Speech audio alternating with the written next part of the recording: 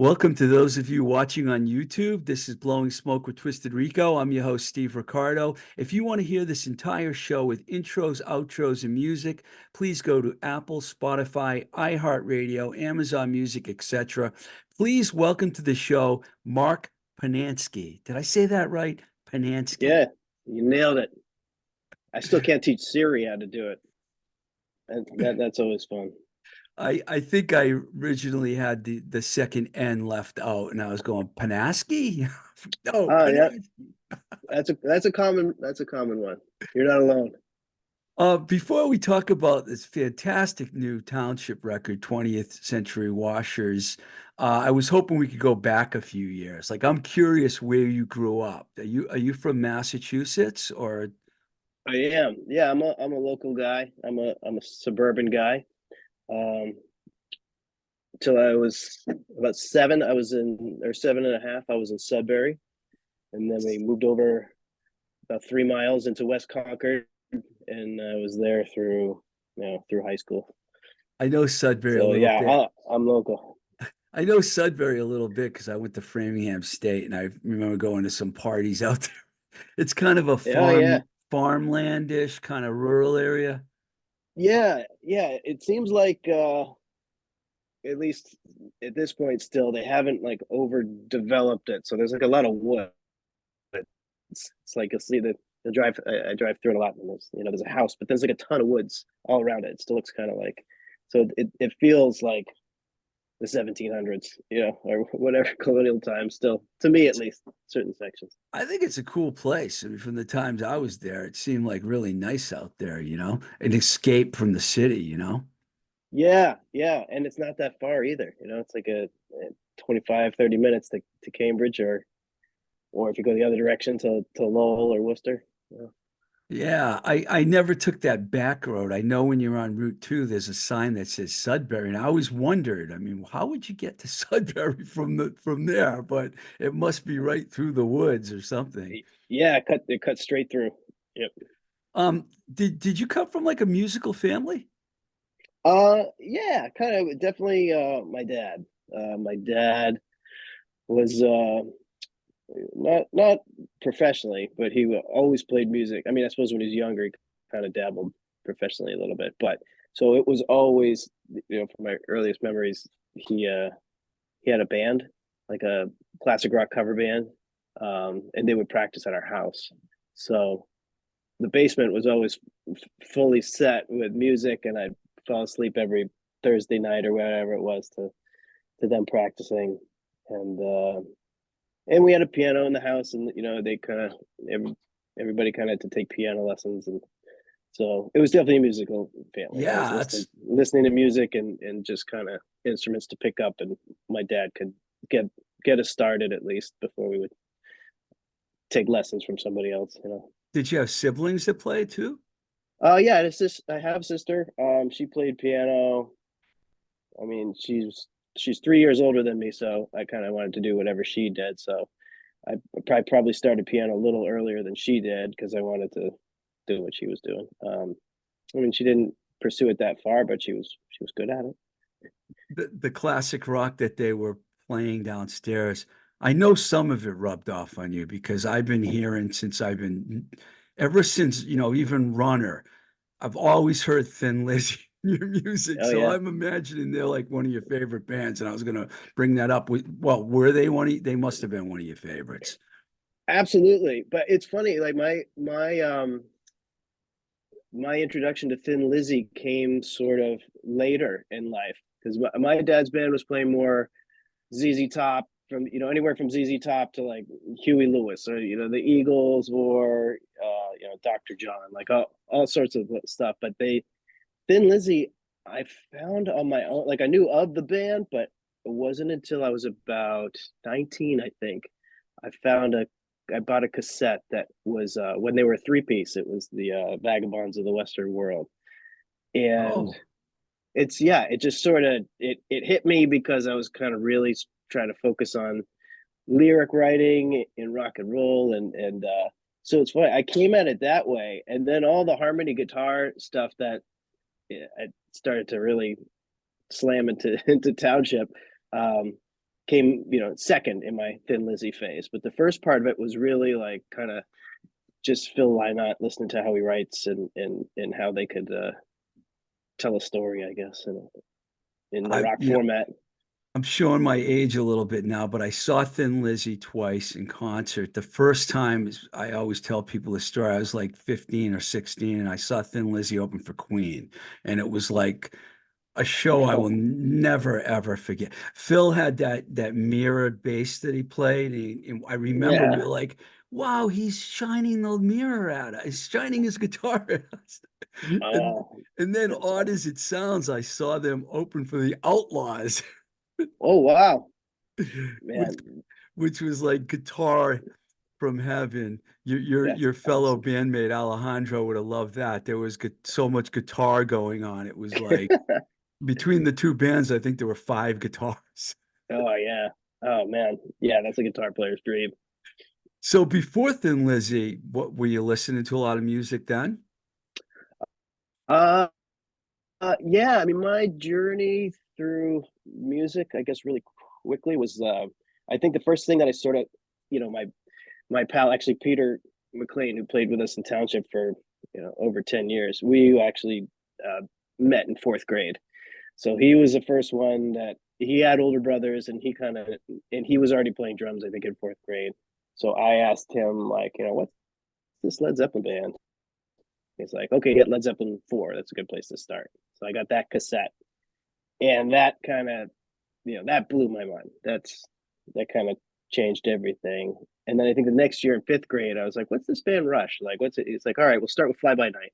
So I got Fly By Night, and so I was pretty much like Zeppelin and Rush for a little, a good while. And then hair metal kind of crept in, but I liked the kind of harder stuff. I liked that first Guns N' Roses record. I didn't really go in for too much Poison or Bon Jovi or that sort of stuff. But um, I was in, middle school, sixth grade at that time. So it was unavoidable, in those power ballads. I think that's where I really got the love for the power ballad too. It's probably through that stuff. So imagine you listen to the BCN a lot.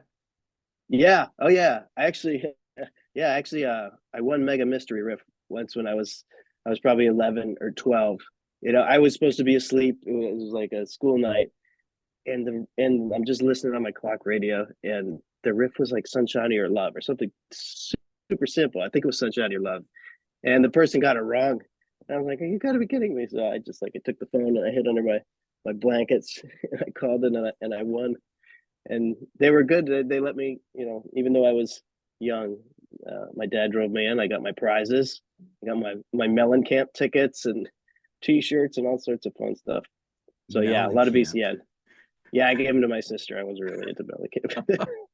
Did your sister end up playing in bands or anything? No, no, she kind of took the different route. I mean, she got into more like art and painting, and then kind of went to more academic route. So I was the So one who sort of felt, oh, I just got shot with a Nerf gun. Okay. All right, back upstairs. Oh my God. that's okay. I'm expecting my cat to make an appearance sooner or later. Yeah. He usually does. All right, that's your one interruption. You're allowed. Come on, seriously, upstairs. Thank you. Oh my God. Okay. Okay. Um, Very good. Very good. So yeah, so I was the one who sort of kind of really went and just followed followed my dreams into oncoming traffic, as my did friend did Mike you Vasquez likes to say. did you say that your father was a guitar player also? Yeah, yep. He could play a little drums and keys and stuff like that, but he was guitar player. In his band, he was mostly rhythm guitar, a little lead and keys. So um yeah, so Did you that's get his main thing. did you get a guitar at an early age because of that? I did sort of. So he's a lefty and I'm a righty, so Oh, yeah, so I couldn't pick up any of his, but he got a guitar for the singer in his band who played mostly acoustic. He got a deal on like a Fender Lead 2, which is like a stripped down sort of Strat. So it's like maybe three-quarter size or something. So that was around, and that's what I pretty much learned to play on, and eventually the singer in his band was just like, yeah, that's your guitar. You Oh, can, that was nice of him. So yeah. how old would you say when you started doing that? Um, I think I learned my first chords when I was around 10. I learned my E, D, and A, kind of trying to do it for I think some sort of form of satisfaction. But my fingers were really small. It hurts like anybody practicing. It didn't come as naturally as drumming did.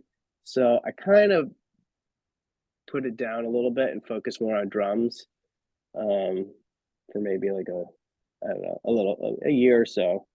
But I always sort of strummed away. And then I think when I was around 11, I started to kind of get more serious because I wanted to play. I had a band kind of when I was in fifth grade, I was going to but I ask you really that only knew those question. chords. Yeah, that was my next question. So fifth grade, was it like a serious band or Well, it was again with Peter from Township, and no, when my friend Seth from down the street played bass. No, it was more a band and idea. I mean, we played. I think we played Twist and Shout with our school chorus, and then kind of jammed around a bit more. But it was the idea of it was serious. I mean, we were yeah. 10. So. When did it start getting a little more serious for you? Less than a year later, when I was by the time I was 11, like I was growing my hair long, and I was just all in, all in. Um, and I think I was doing both, but I was playing drums. I think at that point in a band, because there seemed to be more guitar players who were Yeah. like 12 and 13, and there weren't enough drummers, sort of. So I switched to drums for a little bit, but um, yeah, pretty much that was it. I was never without a band from that point on, and I think I started kind of trying to write my own songs around 12, 11 or Yeah, 12. you have an incredible library of songs from Runner or going all the way back, to Runner. Before Runner, was there other bands? Yeah, my high school band was we were called Slow Children, and that was a fun band. And I would say like kind of the two big takeaways or three big takeaways from that band is one, we got to play the Rat, which I'm excited about. Did you That guys have a first time I played seven TT. inch? Did you have a 7 inch Um, single? we not that I know of. I mean, I know they kind of like we were primarily like a ska band. Like that was still like that was kind of really big at the time, and we tried to go a bit more of the traditional route. And um, no, we put out a CD, and there were some things on compilations, but I don't think we put out a 7 inch. I remember that band. I mean, what year was that about? That's gonna be probably 90. I want to say 94 to, or maybe 93 to 97, or Yeah. somewhere in there. I was not living in Massachusetts then, but I don't know. That name sounds familiar. I don't know why, but I Yeah. remember a band called Slow Children. Oh yeah, we Um, may not have been the only one. That's for sure. but you did have a CD out. Was that Um, your first experience at recording? in a studio, yeah, it was. Then I think about it. Always doing home recording. I got a 4 track um, since I was about 11 or 12. So we always do it. And then I think in early high school we would rent like you could rent like reel to reels from like Yeah. I think Daddy's or Wurlitzer or somebody. So we would do that. And then at some point, I think very end of high school, we went into the studio. So that was my first experience. And that was awesome. So you played the Rat. Did you guys do any out of town dates or were you just sticking close to New England area? Just New England. I think the furthest out of town would have been like Connecticut or something like that. But I definitely did that with that band. I got my taste of the clubs, played TTs for the first time. And so then I was really starting to get a feel for it. So me and my friend Jason kind of broke off from that band, and we had a band called the Zips for a few years, about 3 years. This is before Runner, and we really like that's where we really kind of went for it. We really focused on songwriting and just living the dream, kind of just living and writing songs and playing gigs and throwing parties parties and kind of just living it, and it was great. It was awesome, and I think we were a pretty good band. Um, but towards the end of that, I wasn't the primary songwriter in that band. My friend Jason was, and my confidence kind of was growing throughout that. Like, hey, I learned a lot from him. So kind of in the towards the end, I was like, okay, I'm ready to kind of try my own thing. Um, and that's when I started Runner. I had joined at the same time a band called the Statue Factor from the South Shore, and they were playing. So the Zips were like very Britpop kind of oriented, sort of like Stone Roses and kind of Blur, Stone Roses, Smiths, Blur, like that sort of stuff, but heavier on the guitar. Um, and then this other band, the Statue Factor, was like kind of like Fugazi, Nation of Ulysses, like Oh, really angular, like, and I really connected with that energy, and and I liked a lot of Ian Savonius's lyrics and things like that. So I kind of like the fusing of those two worlds. Like I grabbed the rhythm section from the Statue Factor, and we became Runner in the Thermodynamics. and I'm thinking that was around 2000. Yep, Yeah, yep. I saw Runner in the Thermodynamics. You guys were a very energetic three-piece band. I remember that band. Um, there was a big buzz too. I want to talk about that. I think the first thing you did was like a four-song EP, and Yeah, that sounds about right. it Yeah, immediately you immediately had a buzz in Boston. yeah, yep. You know, once it kind of caught it was pretty quick, I would say. Yeah, because I think the first year or so we were kind of finding our thing, and then we switched up bass players and made a recording and just kind of, I mean, it honestly, that band or just the idea of it, and particularly before Mike joined, me and Roger the drummer, like we were just all of one mind, and really it really clicked. So once people started to catch on, it was like it went pretty quickly. It did, and you know the band got a lot of attention, probably more from the self-titled record, Mhm. um, Ace Foo Records. Yep. Uh, yeah, I remember because you guys were on the cover of CMJ magazine, and I was Yeah. like, wow. You know, I had moved to Boston from LA, and I was managing bands at that time, and but they weren't all Boston bands, but I was paying attention to what was going on, and I remember that you guys were on the cover of CMJ, that you went to South by Southwest. I read some old reviews to refresh my mind. I found reviews that were really good in Chicago Reader, Austin. Um, what do you think happened with Runner? Because it seemed like you guys had it all together. You had the band, you had the songs, you toured, you had the buzz. What went wrong? That's a Or great did something question. go wrong? No, I think definitely a bunch of things sort of went wrong. Sort of just mostly, I think, in a personal mismanagement sort of way. Um, in literal management, our managers were young and hungry, and everybody sort of threw all their resources into it. And the goal was kind of like to get us a nice solid record deal. And when that wasn't happening, um, one of our managers, we had three of them. He owned that label, Ace Fu, or he's part owner, and it was a cool label. I mean, they had some Ted Leo on there, and like a Yeah. bunch of. It was a very cool label. So he's like, okay, we'll put it out, and then we'll go from there. But then the label they would carried on for a few more years, but they started to kind of have trouble. Um,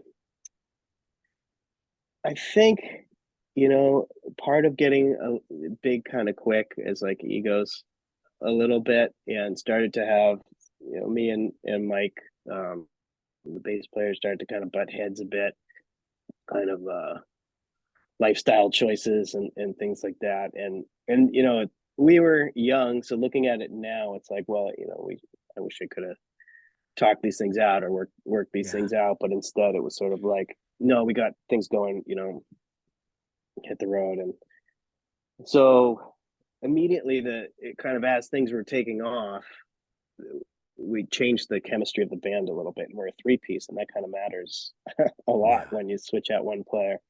And we continued to like do bigger tours and all that sort of stuff. We had a Jim Zavadowski, but then that wasn't really working out. And I think at that point, like, I mean, if I'm being honest, I think kind of depression started to kick in, and it I could use it as a creative tool for a while, but I think as more of the broken heart was starting to creep in, like, I don't kind of lost our way a little bit with the band. Everything seemed to click, like I was saying, like it all made sense. And some of the tours kind of confused us a little bit. I think of as who we were as a band, if that makes any sense. Like we're touring with Alice Cooper at one point, and then like and then Drive By Truckers and these bands, and I couldn't figure out like who were we, where did we fit into this, because really we kind of made our name in the sweaty club shows, and I think we put on really good shows in those bigger arenas, but I sort of the path was a little murky, I think, and I didn't know what to do, and we started moving away from each other because it kind of got to that point, but like, oh, well, we can get together when it's time to rehearse and tour, and that kind of got to be a hassle. We weren't all in the same area, and so I think it was all just a slow kind of trajectory of, well, it wasn't a trajectory. I think The I can't opposite of a quite. trajectory.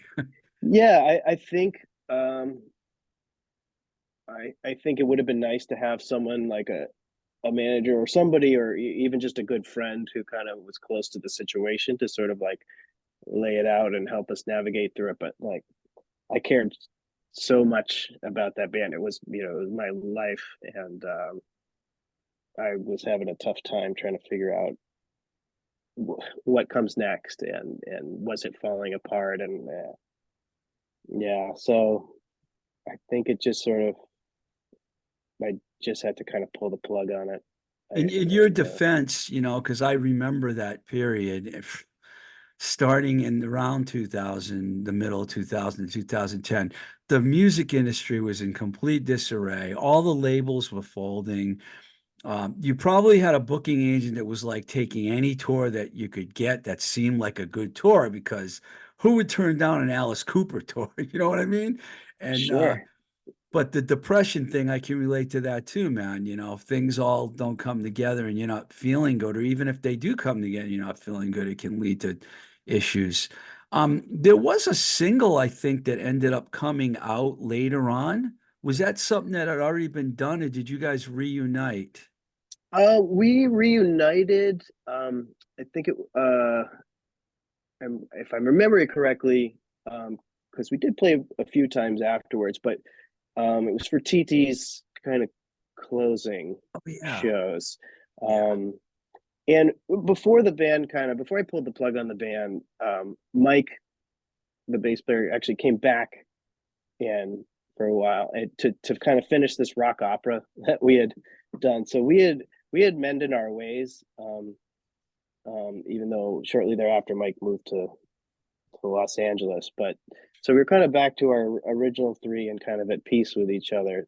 So when the TT's thing came up and Randy asked us, because TT's was instrumental. It might have been the biggest part of how we got to where we got, because of the shows that we played there, and then getting on better and better shows and building a following, was always in that room pretty much. I mean, we played everywhere, but like the bigger names that we were playing with and making an impression on were in that room. So when Randy asked us if we would get together to play that final night, or the final nights, we were sure.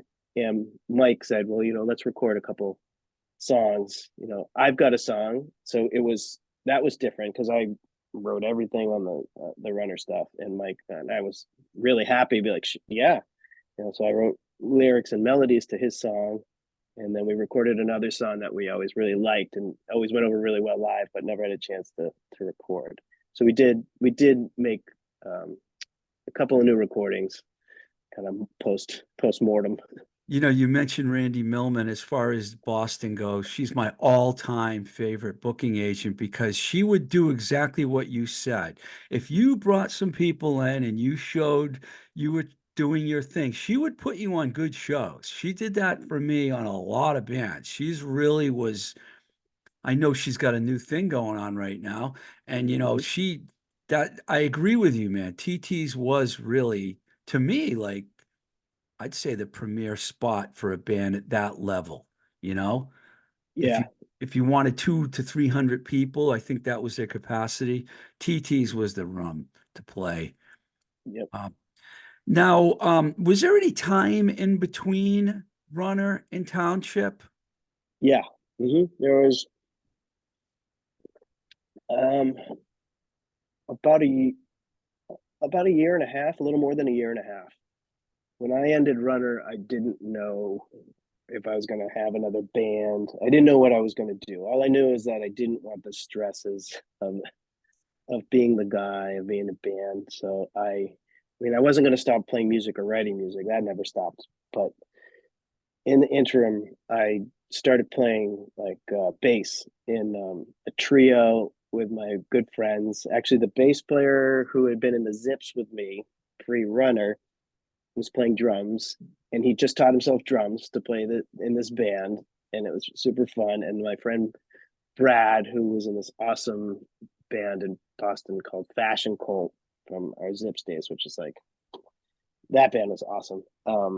So he was the songwriter and singer, and I played bass, and we were a trio, and we were a really fun band. We were called Appletown Gun Shop, and it was super rehabilitative. I would say we would just get together and have fun, and just make really fun music and with no kind of parameters. And I loved playing the bass. It was really interesting to me, and we played good shows actually. They kind of followed, even, and that sort of naturally followed. So I did that for a while and just kept writing, or at least, I say a while, but at least a year. Actually, I continued to do it when I started Township, but if Runner ended at April 2005, it was at the end of,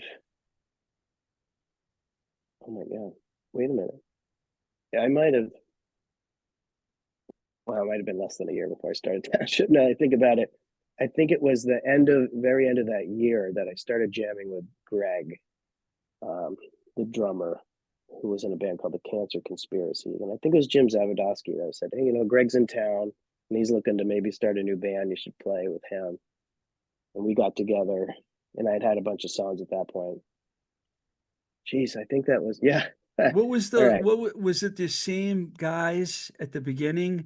I know Alejandro wasn't there at the beginning, but it was the other guys were all the same. Can you talk about how you guys all hooked up and got together? Sure. The, I mean, the two constant members have been me and John Sharon, the bass player. Um, so I knew Greg. I was introduced to Greg, and we started jamming. And he's like, "Oh, you want to start a band?" I said, "Well, okay, I'll try it." His drumming style was different than anything I'd ever played with before, and I thought that was pretty interesting, kind of in a challenge sort of sense. It's like, okay, this will push me to be a little different, so I'm not doing the same sort of thing. And I was in communication with Jason Gillis, who was playing in a local band called Radar Eyes at the time, and he was a Runner fan, so I got to know him through that a little bit. And then he kind of asked me. I was starting to help out on some Radar Eyes stuff after Runner. I was like, I think I was playing keys for him, but he played bass in that band, but he also played some guitar. So I told him about my band. It's like, you know what, I'll help you out with Radar Eyes if you want to come help me out with this new band I'm doing. He's like, okay. And he said, I have this friend John who plays guitar.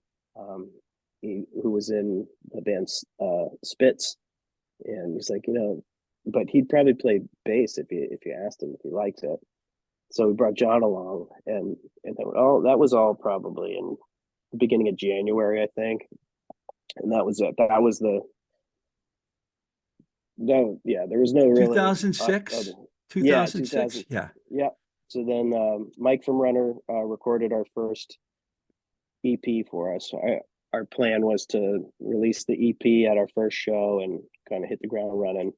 And so that was April 2006. Okay. Now a lot happened really quickly because I wasn't, I heard about all this from afar. In fact, I was wondering when I heard this band, the Family Township. I think you were going by the Family Township at this time, won the BCN Rumble when it was still BCN. I was like, who the hell are those guys? Because I hadn't heard, and I didn't know until after someone told me that you were in the band. Oh, the guy from Runners in that band. Oh, okay. But you guys got really busy. Now, do you remember how the buzz grew so fast where you ended up even getting into the Rumble that quickly? Because your first album didn't come out until after that, right? Yeah, no, our first actual full length was funded by our Rumble winnings. Coming Home? Coming Home? Was that the, Yep, yeah. yep. Well, we released our first EP in 2006, and based on, I think, my kind of runner connections and Greg's Cancer Conspiracy connections, we were able to get some decent shows, and we immediately kind of played a lot. How did we catch the? Because also, oh, well, we released another EP before that album. So I think at the end of right before the Rumble, we released another EP. No, that was right during the Rumble, the self-titled EP. I don't. It must have been Shred. I mean, the connection has to be Shred. I can definitely say Shred was on the radar because he was probably still doing his local Look, show, and yeah. so we got him everything, and he was playing all that stuff. So he invited us to play the Rumble. So, and yes, we were unknown. We had been a band for a year at that point, so some people knew, but I think it caught a lot of people by surprise because they hadn't had a chance to see us before because it had only been a year. But yeah, it had to have been Shred who asked us, and then but we kind of knew. We're like, all right, we're gonna after we won the first night, we're like, okay, we're gonna take this really seriously and really try and win this thing. Do you remember who was in the in it with you that year? Like who the finals were? The final was Baker. They Tom were kind of like Baker? a no. It they were a three-piece sort of pop rock band. They were really good, like good songs. Oh, the band Um, Baker. Yeah, I remember them. The yeah, band and then Baker. there was sort of like a hip hop rock band called um uh Indefinite Article, maybe. Yeah, I think that was another final. I think there was also a band called Kid Napkin or something. But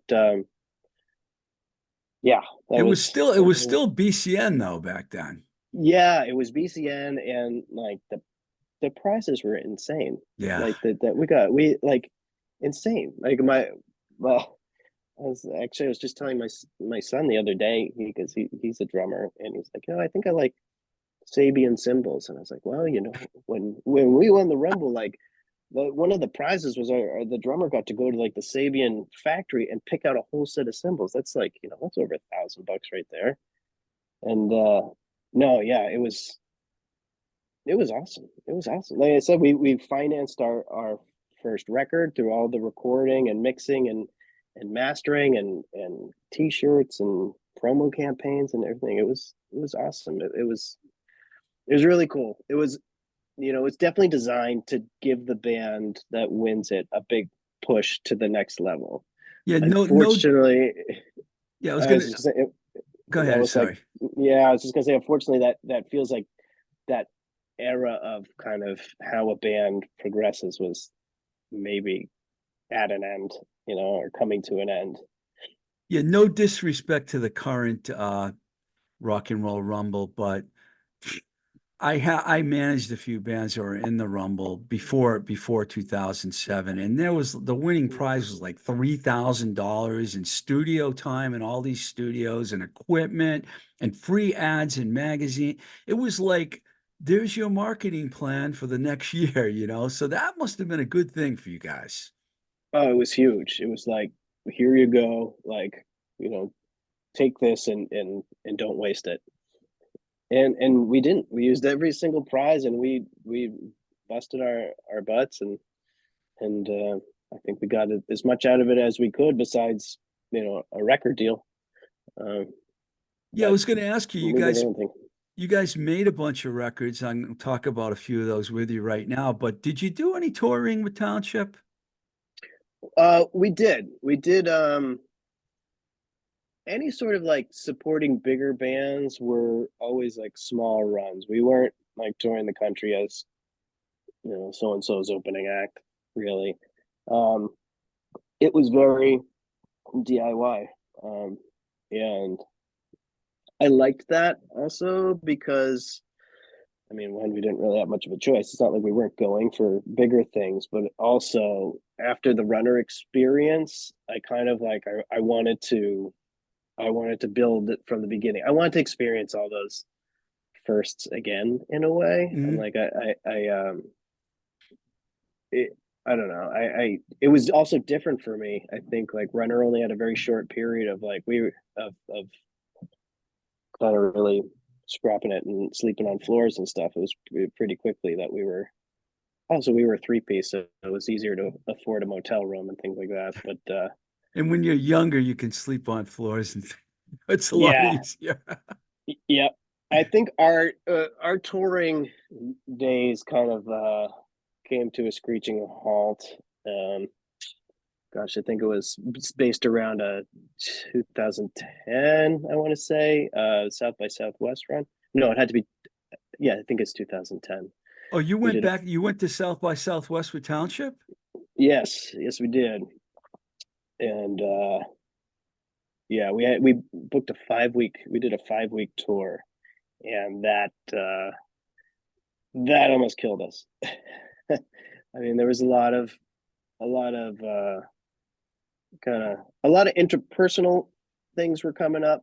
Um, and you know, a lot of alcohol abuse, and it all kind of, well, put into perspective where things needed to go at the end of that tour. So it was it was a good experience. I mean, looking back now, of course, I mean, there's lots of hilarity and fun stuff, and maybe some good music. You know, hard to say. Like playing that hard every night was, I mean, you can, yeah, you can only do that for so long because we really, I mean, we played really hard.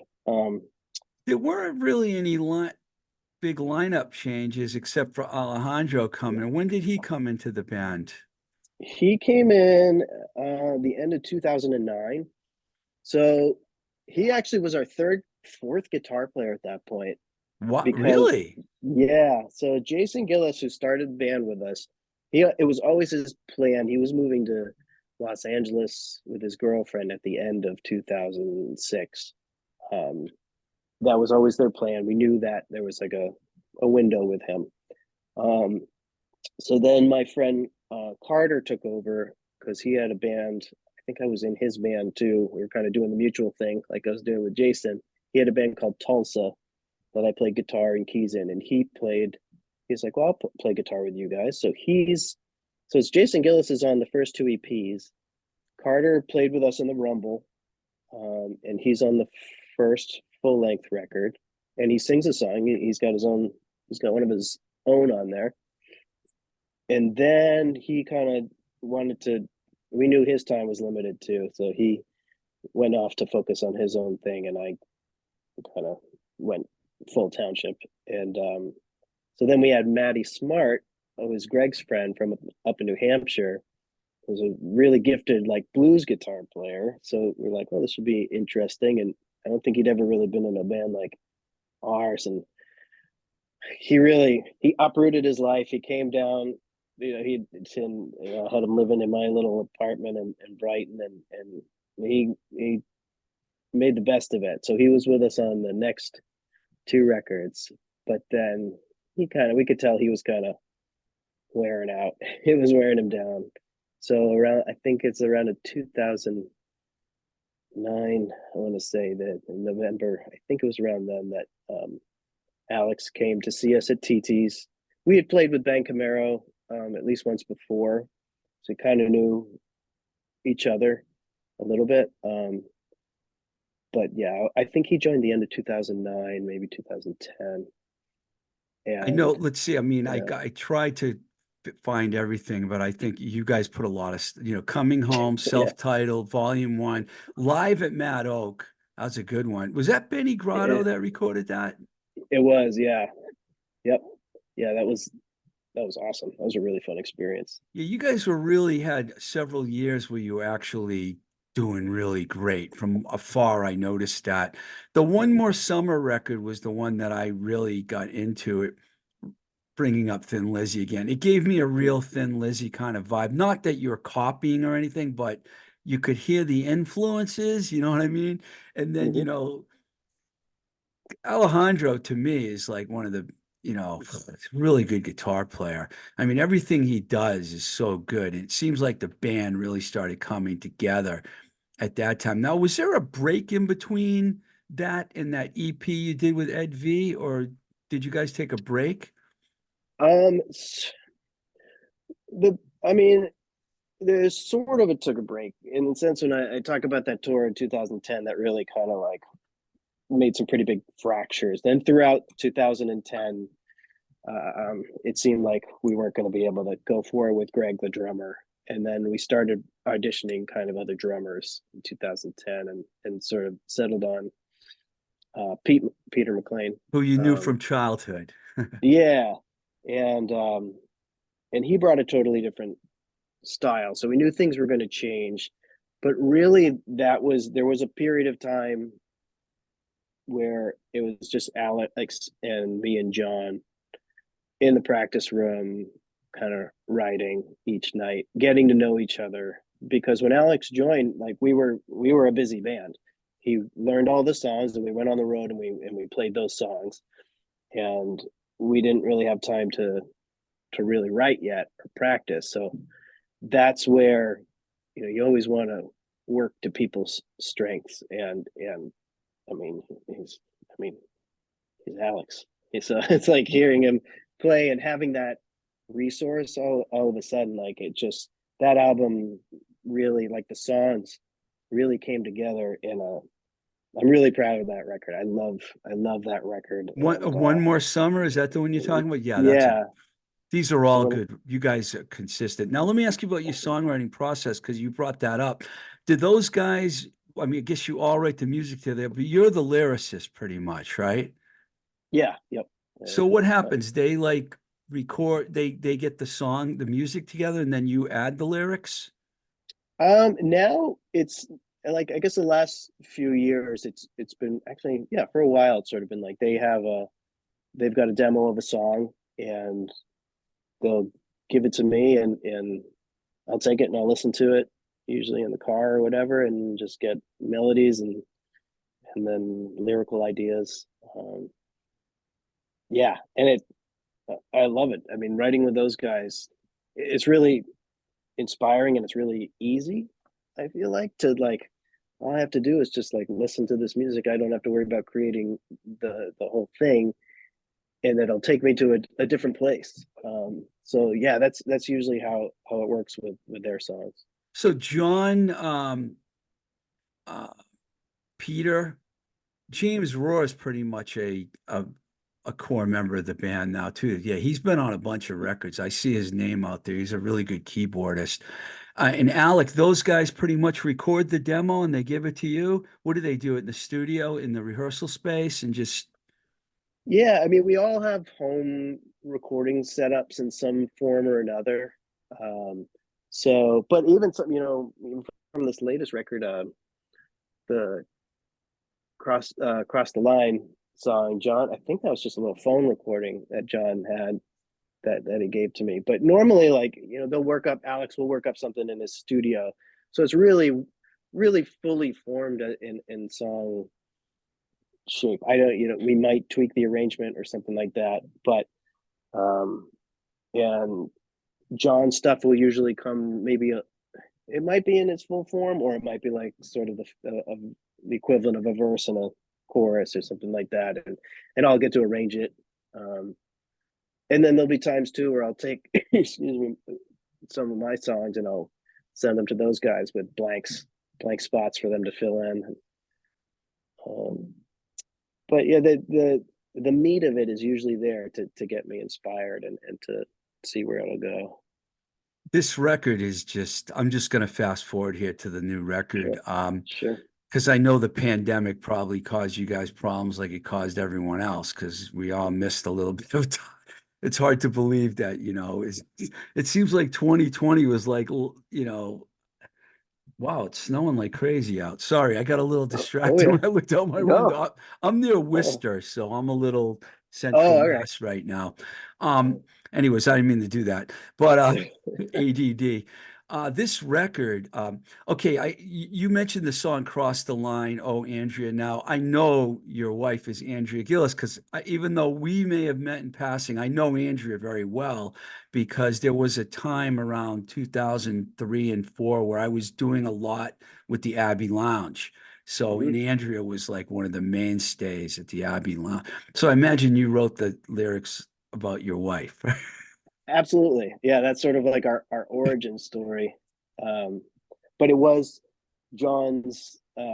that's John's music. Um, that he had, that was John's first verse chords and chorus chords. And it kind of clicked just listening in the car, like it kind of clicked. But then I did like check with them. I think I sent them a text or something. I was just like, would you guys be comfortable if I'm singing about, directly singing like a love song about my wife, like with her name actually in it? And they were like, obviously if that's the way it came out, then awesome, then go for it. Andrea So deserves a song about her. I Definitely. agree. uh, More than one. Now you did this with Westner over at Minahan Studio, right? This one we did with Westner at a different studio. The one Oh, before we did the bulk at Woolly Mammoth with Westner, but this one he also works out of a studio near Plymouth. It's got a funky name. I forget the name of it, I but it's was a looking at the Bandcamp page and it doesn't say the studio, so I just assumed because it was Dave oh, Westner. sounds interesting. That's what it's called. Um, and I believe the owner of it was in Bird Songs in the Mesozoic, I think, Oh, and um, and I think did some commercial work and stuff. But it's right next to a horse farm, or it is a horse farm, so it's a really beautiful little setting out there. I think I know the guy you're talking about, and I can't recall his name. Not Roger Miller. Eric? I should know because I've met him a I few should times. too. It sounds about right. Bird Songs is a Soft-spoken, nice guy. Yeah, Bird Songs is a very strange band, but really, really interesting band, Yeah, yeah, Roger Miller from Mission of Burma. Getting back yeah. to the record though, when it came out in November, and I'm gonna talk about this in my intro. If I had heard it sooner, it would have been in our top 10 records of the year. Because when I heard Youngblood, man, did that come off that hit me so hard. I was like, wow, this is one of the best songs, man. And Thanks. you must have felt that. You put it first on the record. Oh yeah, yep. I've always had immediate connection with that one. That one is that's a really good example of like Alex had that one. The music all worked out, and he actually had a folder full of songs. This is probably pre-pandemic. Actually, I'd say 80% of the songs on this record are pretty much written within the last year. Um, but there's a couple that we had worked on, Alex, John, and myself, um, maybe maybe 2018 or 19. And Alex had a folder full of songs, and I just kind of went through them every day on my annoying drive to work and wrote lyrics and melodies, and that one just blasted out. Like that one just felt really natural, and I've always loved that song. So when it came time to do the record, deciding what songs, and I had X amount of songs, and I was just like, you know what, if we're going to put out, let's say we never put out another record again, I would love that this song needs to be get a wider audience, because we put a version of it up on we had a project called DDX during Township, but sort of where we're kind of taking a break, where we much more experimental, and we just kind of have a Bandcamp page where we put up ideas, and this was one from that project that I was just like, this song needs. Oh, there's another version of it out there. Of course, I'll go look for that. Yeah, look for DDX. It's out there. It's interesting. DDX. Yeah, I think we just have a Bandcamp page.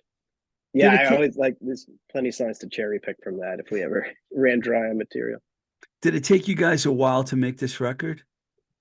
Only because of scheduling. Like life, the it seems like life is always getting a little harder to schedule stuff around. So only that, it's like we find a day where we can all spend a Saturday in the studio, and we'll work out some songs, and then it'll be another 3-4 months before we can get back there, just scheduling wise, and then so we did that 3 times. So that period took I think it took a year for 3 days of recording. But then beyond that, we have our home studios to finish stuff. Like James can do his keys at home, and Alex can add stuff. But this one we did a lot of it live, as I wanted. And a lot of the songs were new, to the point where I was like, the night before, I was sending them to them, or I'm showing them in the studio, which was pretty good for the energy. I think we would have never fathomed that idea years ago, but I think we're all pretty comfortable with each other, and kind of like the idea that I really wanted to capture energy on this record, and the way to do that is live. And another way that can work or backfire is if the songs are really new, so people are really feeling it for the first time. You succeeded. You definitely succeeded. The title, 20th Century Wasters, just how'd you come up with that? I'm always thinking of silly, puns, and with just like playing with words, and like, but I've always, well, I think it probably started with the fact that there's always a part of me being like, man, I wish I was at the level where I could have my own 20th Century Masters. And I was like, and then I think like, and then I started to think like, how do they find those band photos on those 20th Century Masters collections? Like, it seems like, does every band, like, it's like they have to take a picture in front of like a gray background or something? And I don't know. I think I've spent too much time thinking about those collections, and then I was just like, I think me and James in particular, we always sort of like to not necessarily belittle what we do, but in a larger sense, or like our frustrations with music, about how much you love it, and then how much it's just like, I don't know, it can be a frustrating thing. And I don't know, it just popped into my head as like kind of a joke. Like, we had a bunch of other, it is kind of a joke, but we had a few other titles, but I was just like, you know what, I keep coming back to this, and it answers the question of what would the cover would look like. So that kills 2 birds with 1 stone, 2 things that like could delay the record from coming out. Yeah. And it's a little nod also to like, we're not young men, we're in our 40s. Some of us are in their early 50s. Like, this is a nod to kind of those older things, and it's sort of like make your own destiny a little bit, like, I'm not gonna have my own 20th Century Master, so I'll make my own, and this is what it's gonna be. Is there a vinyl on this coming? Or is there a vinyl? I hope so. The way we sort of operate as a band now is whatever money we make goes back into the band.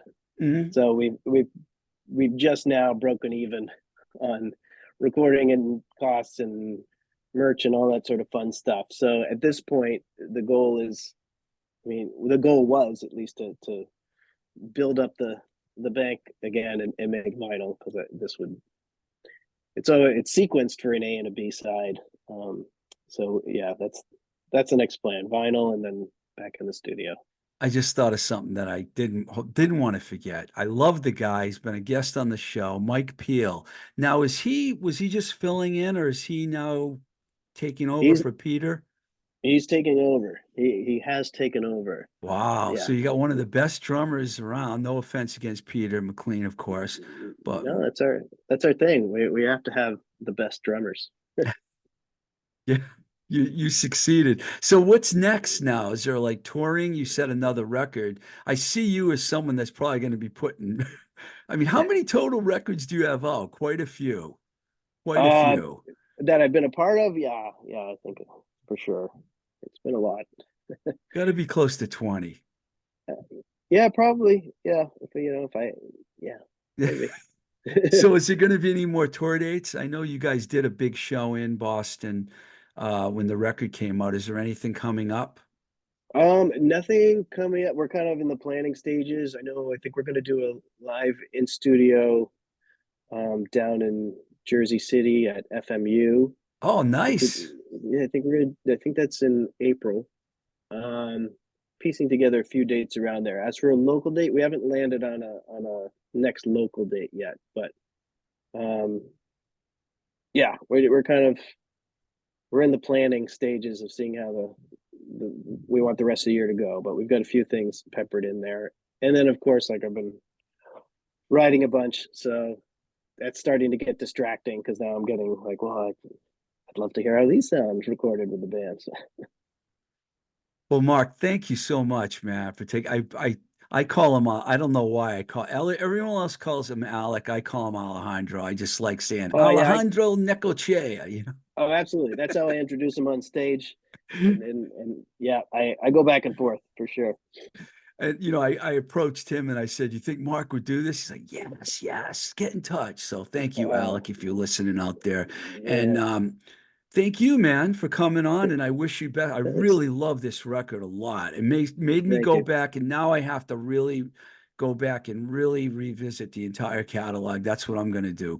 And I already listened to the live thing, and I was like, "Wow, that's great," And Yeah, so I got to go. And one more summer I knew about, but some of the other records I need to go revisit. yeah. But thank you There's so much. thank you, man. Thank you. I really appreciate it. All right, man.